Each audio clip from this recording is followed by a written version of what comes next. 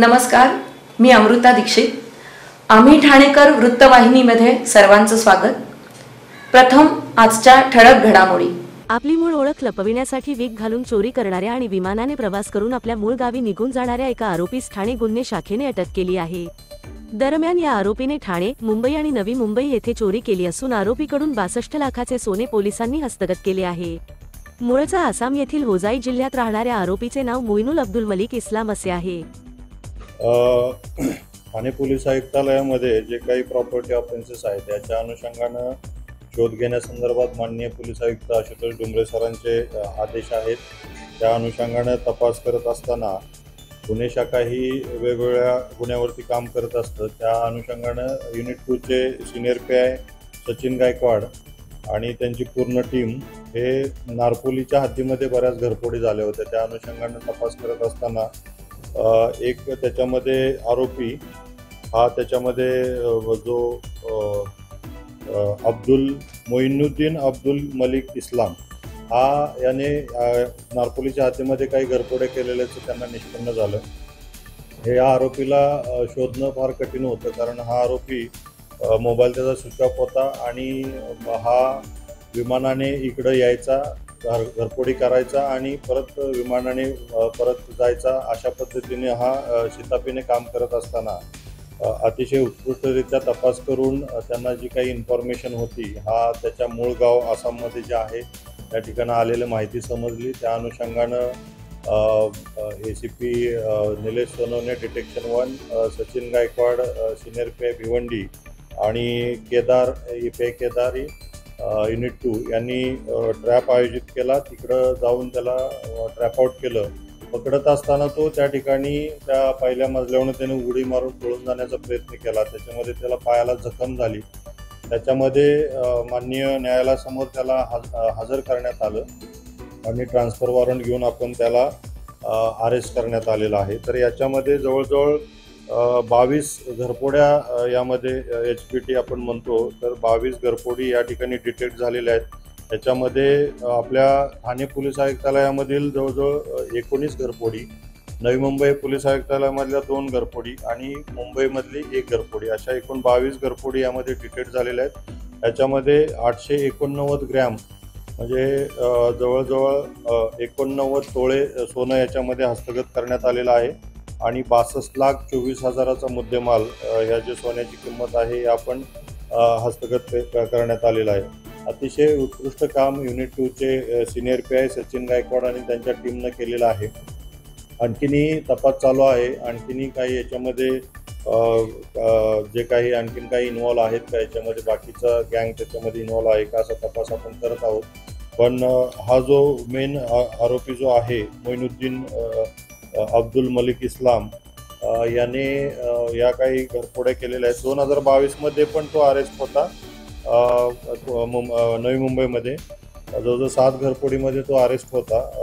कोपरखैरणे आणि वाशिक पोलीस स्टेशनमध्ये अरेस्ट होता. तर आपल्या आत्ता ज्या आहेत त्या नारपोली, नेरूळ, APMC, भिवंडी शहर, शांतीनगर, भोईवाडा, खडकपाडा, विष्णुनगर, वागळे इस्टेट, वर्तकनगर अशा वेगवेगळ्या पोलीस स्टेशनच्या हद्दीमधल्या वेगवेगळ्या घरफोडी ज्या आहेत ते या ठिकाणी डिटेक्ट झालेल्या आहेत.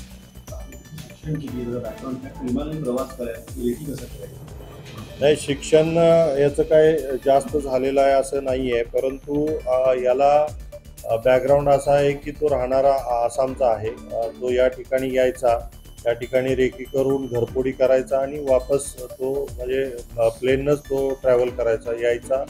आणि आता आपण बघतोय जसं की सोन्याचे भाव वाढलेले आहेत. घरफोडीमध्ये जर सोनं मिळालं तर त्या ठिकाणी त्याला त्याच्यामध्ये पैसे मिळत होते, ज्या अनुषंगानं तो एरोप्लेनने ट्रॅव्हल करत होता. तर तो यायचा आणि त्यामुळं पोलिसांची दिशाभूल करण्याच्या उद्देशानं तो इकडं चोरी करून तिकडं माल इथंही काही ठिकाणी विकलेला आहे आणि त्या ठिकाणी काही विकलेला आहे. तर अशा पद्धतीने त्याचं मोडस होती आणि अतिशय चांगल्या पद्धतीनं तपास करून या आरोपीला अटक करण्यात आलेली आहे.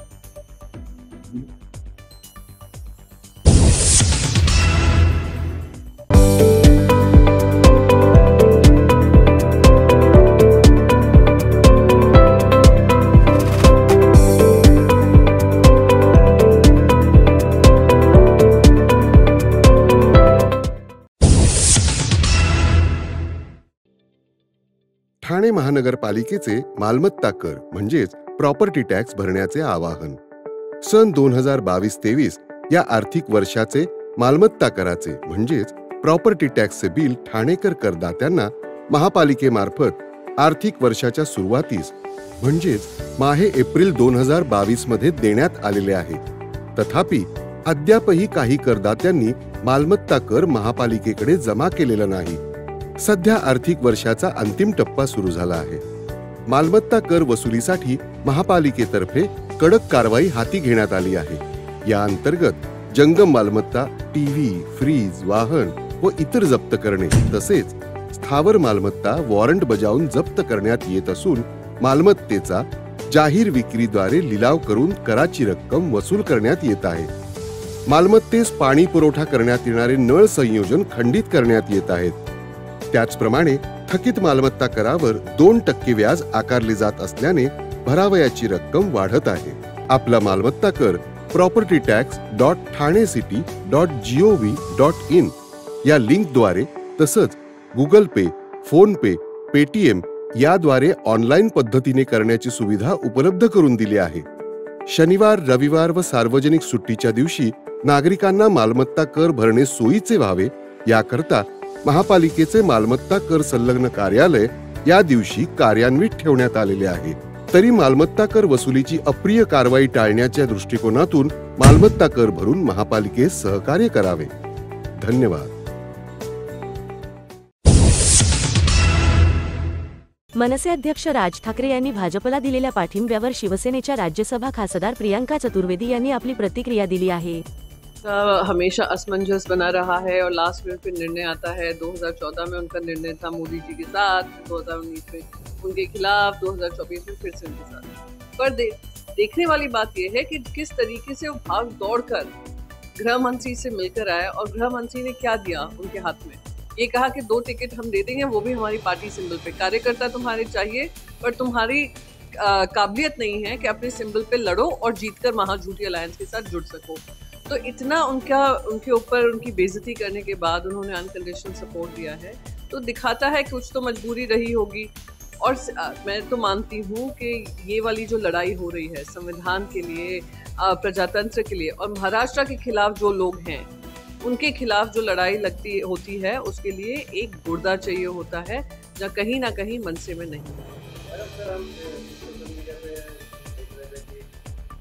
राज ठाकरे कुछ दिन पहले ईडी दफ्तर गए थे, वो भी फोटो वगैरह वायरल हो रहे थे, तो क्या उसका असर है?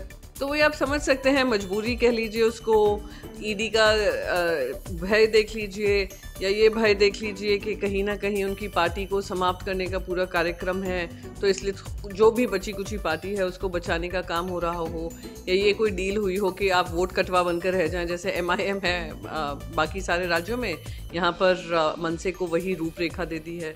तो ज़्यादा मैं इसमें पढ़ना नहीं चाहूँगी क्योंकि मैं बार बार कहती आई हूँ, महाझूठी अलायंस को महाराष्ट्र की जनता शून्य रूप से देख रही है और एक और उसमें बोगी जुड़ जाना वो शून्य ही रहेगा. तो किसी तरीके का ना फ़ायदा होगा ना ही किसी तरीके का इनको मैं मानती हूँ किसी तरीके से सीट्स और बढ़ जाएंगी. तो उन्होंने जो भी किया होगा मजबूरियाँ ही रही होंगी, वरना कोई इतना डामाडोल नहीं रहता ऑल द टाइम.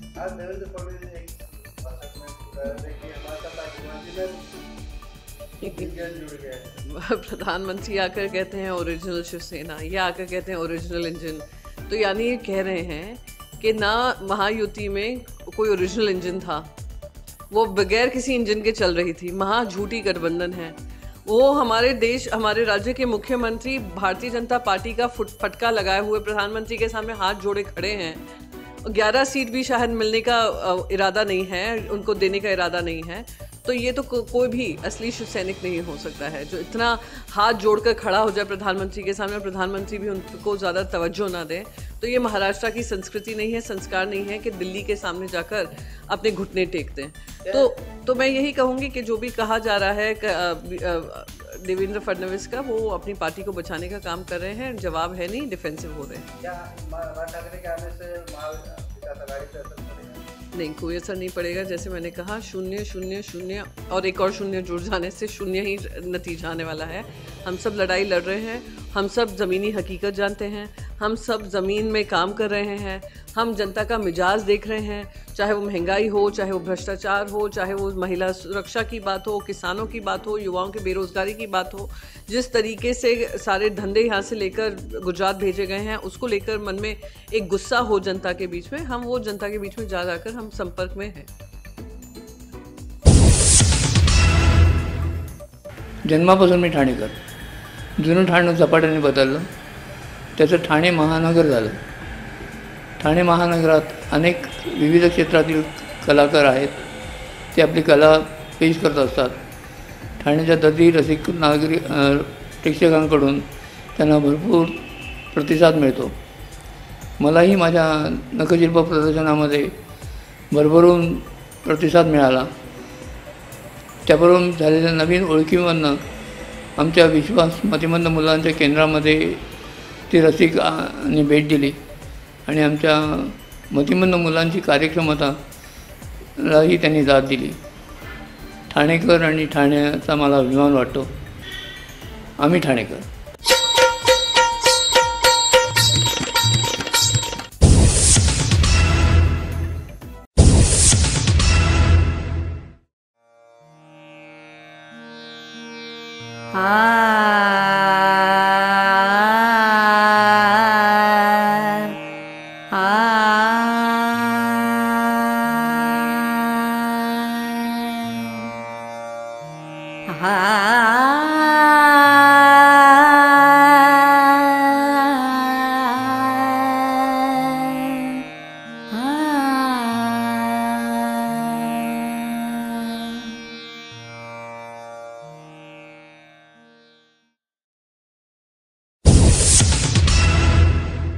आम्ही ठाणेकर.